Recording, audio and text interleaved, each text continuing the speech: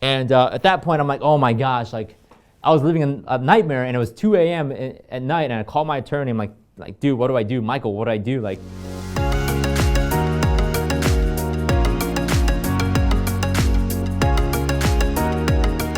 all right, I'm gonna try to tell this to you guys. Still haunts me today. Probably the worst decisions one of the worst decisions I made in my life, and it's about a tenant that I shouldn't have put in. So I'm gonna tell you guys the story of the worst tenant I had in my life, and it caused me a lot of grief. 2 a.m. phone calls with my lawyer. So here we go. So this started 2 years ago, and it started with a broker that brought me a seller, and I knew this broker for a while, and I trusted this broker, and he mentioned about a seller that was wanting to sell a 3-unit apartment building, but couldn't have, he couldn't come to a term as to how he wanted to sell it. And this gentleman, the seller, not the broker, just happened to be an elderly Korean individual. So I'm a Korean, he's a Korean, and if you know anything about the Asian culture, you have to be respectful, right? You can't challenge the elderly person. You have to be very uber, like bow down, right? Everything. And we ended up meeting, having lunch, had a conversation. We got to the business part where I started to ask questions about the property, getting an idea what the purchase price might be, who are the tenants, the details of the building, and we had a tentative agreement where we're going to buy the property, owner financing with set price and set terms and so on. And this is around early May, so it was getting warm, it was good weather, and just around the same time, as I was negotiating and going through the process of perhaps buying this property, I had an old high school friend that reached out to me with some challenges, and to protect the name again, I'm going to protect as many names as possible because this is a real story, and I don't want to expose anybody or exploit anybody or even slander anybody because that's not who I am. Let's just call this friend Mary. Mary reached out to me and said, hey, me and my roommate's having a struggle, having a challenge. I don't know if we're going to be able to make it. We live in one of the worst parts of Chicago. And of course, me being compassionate and having heart, I didn't want them to live in this really bad area, sketchy area of Chicago, especially for 2 ladies. So I decided to have lunch with these gals, friends of mine, and heard that their credit was shot, they can't go anywhere, bad spot. And while I was going through the negotiation process with this 3-unit seller, I find out that one of the units is about to go vacant at the end of the month. And here I am thinking about buying this property and so on. And of course, you guys may know where this is going. The property is going vacant, and I'm like, so if I buy this property, maybe I can put these 2 gals in there just so that they have somewhere to go, right? Because I don't want them to go off in the streets, and that'd be a terrible thing. So we came down to negotiation. Now let's go and talk about the negotiation first, because this is where a lot of bad things go, and I'll tell you the worst part later. But the bad part is that negotiations started to break down in a way that my cultural stigma of respecting the elderly and sort of being submissive when I shouldn't have. I started to let this elderly seller have his wishes. He was asking for a higher interest rate. He was asking me for more down payment, all sorts of different types of requests. And the mistake that I made was I should have countered with. So if I gave him something, I should have asked something in return. So if I gave him a higher interest rate, I should have asked for a lower purchase price. Or if he asked for a higher down payment, I should have asked for a longer term. There should have been a balance of give and take. But back then, I didn't have as much experience as I do today, and I let my cultural stigma sort of creep in, and ultimately I gave in on a lot of the requests, and the deal ended up being from going okay deal, from being bad deal, and now it's like one of the worst deals that I've done. And we come to closing, we buy it, and long story short, I do agree. I told these ladies, hey, guys, I do have a vacant unit coming along. If you guys want to move in, you guys are more than welcome to. I'm not even going to check your credit or your criminal background because I know you guys are already shot when it comes to credit. Now, if you guys know, you guys should be checking credit. Doesn't matter if you have a family or friend that's moving in, which, by the way, I'm going to advise you not to do because it's the worst thing ever. Don't do it. Trust me, I've gone down this road more than once. Don't ever put your own friends or family member into your own rental property. Not a good idea. Of course, in this case, I did. 2 gals move in. Didn't even check their credit or their background, but I did take security deposit as well as their first month's rent. And they move in. They're happy. They're good. They sign a lease. Everything's kosher, or which I thought. And they pay their first month's rent. We close the property with the seller, the elderly gentleman, which, again, I should have not have given up a lot of the positions that I have during the negotiation process. So something to learn from this is that never, ever force the deal. Don't try to give in on some of the terms just because you want to get a deal done, okay? Doing a bad deal, okay, is never okay.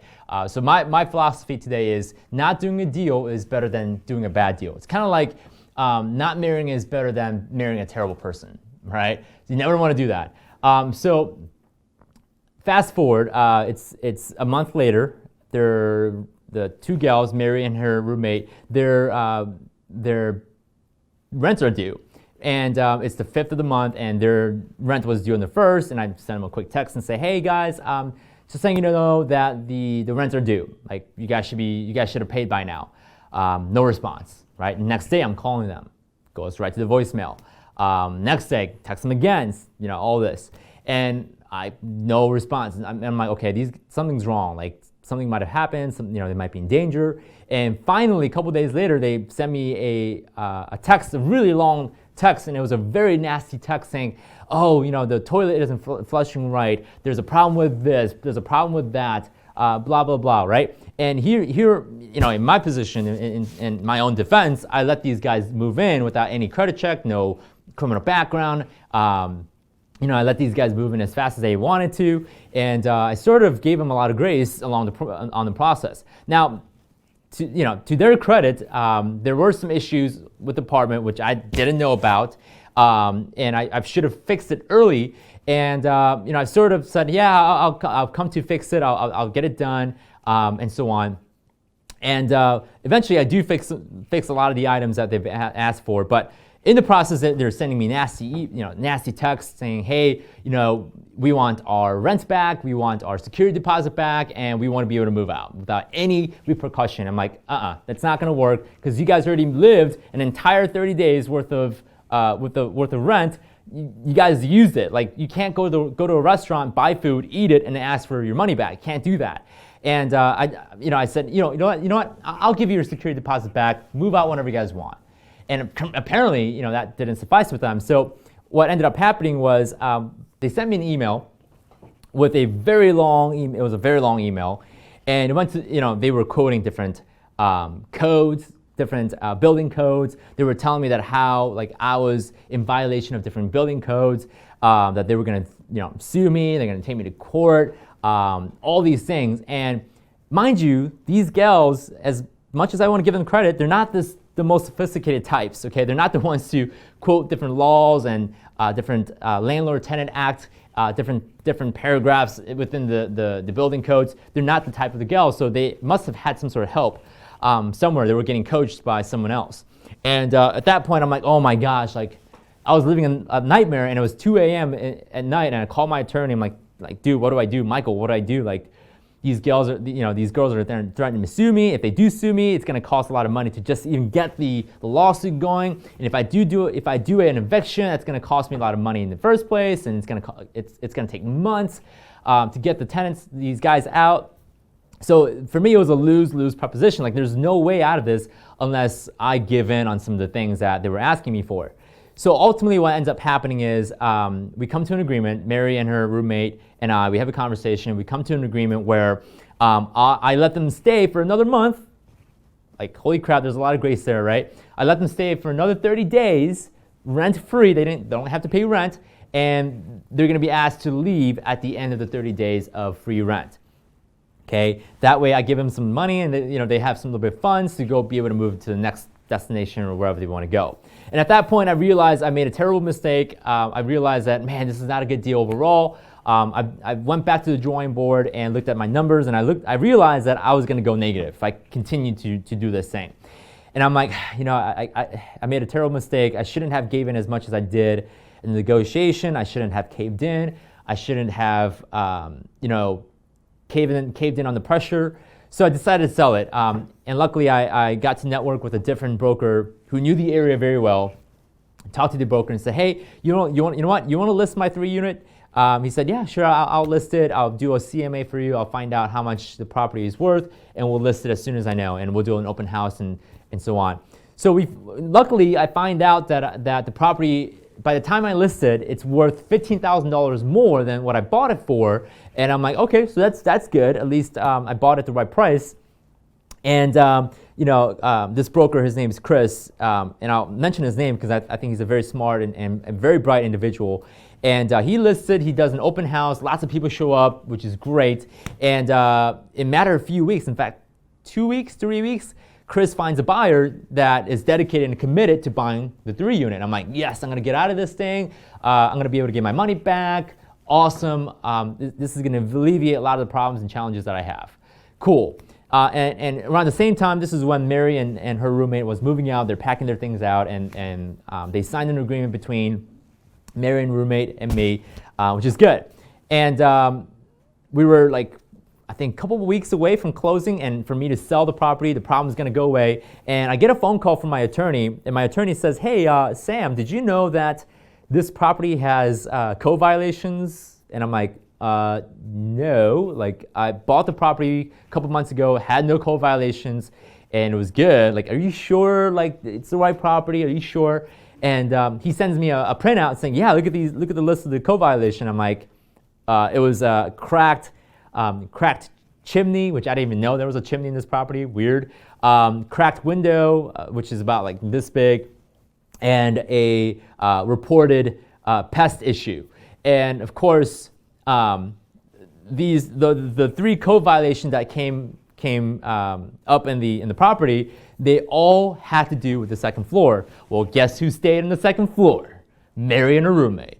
And it was apparent to me that, okay, I mean they didn't confess, they didn't admit, but it was obvious that Mary and her roommate decided to file a complaint with the city, and the city came out and did an inspection, and they're the ones that called the inspection, and I had some code violations, and of course I couldn't sell the property until the code violations were fixed. So the buyer's attorney said, hey, I gotta get this fixed, otherwise we're not gonna close. So I called my general contractor, I called my contractor and say, hey, how much will it cost for me to fix all this? And he gave me a quote of $3,000. And I'm like, that's $3,000 I gotta fork over just to be able to sell this thing. And at that point, I'm like, you know what? Let's get this over with, let's fix it, let's get it done. And I need to get rid of this problem like ASAP. So, obviously I write a check for $3,000, had my contractor come, fix all the problems.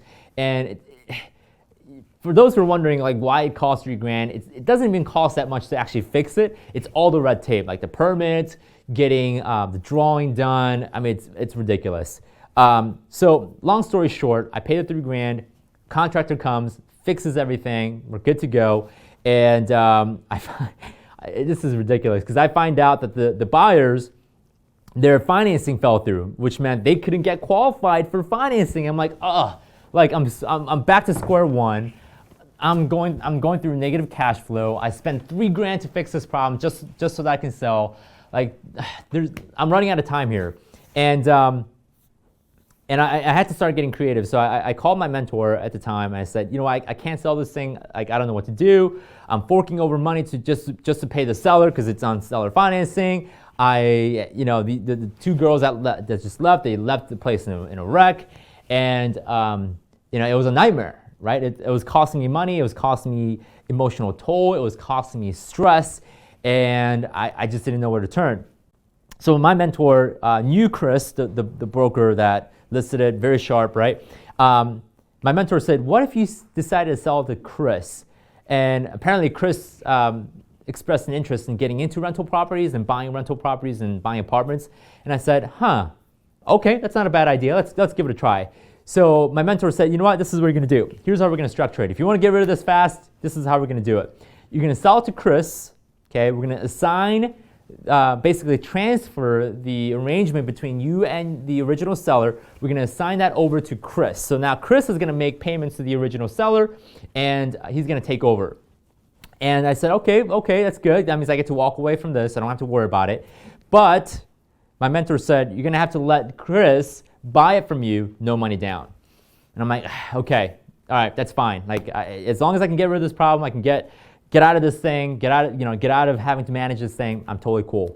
So we make an arrangement where Chris is gonna take over the financing, he's gonna take over the property, he's gonna take over the management, he's gonna deal with the rest of, finding the tenants and all of that. And what is cool, the arrangement that we did make between me and Chris is that if Chris does refinance or sell the property in the future, I am entitled to $25,000, which is basically getting my money back on down payment and all the repairs I made. So pretty much I'm breaking even, although time is money, right? So technically I'm losing money.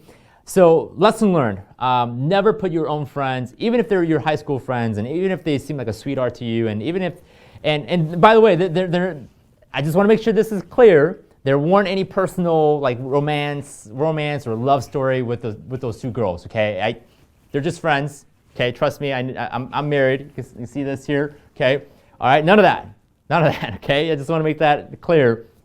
But never put your own friends or family into your rental property, guys. I'm telling you right now. I've done that more than once, and it always doesn't end up well. Your friends or your family member may say, "Oh, it's Sam. Oh, he's nice. He's gonna take care of us. Don't worry, we don't have to pay rent. Oh, Sam's not gonna be the one that's gonna evict us. That's not gonna happen."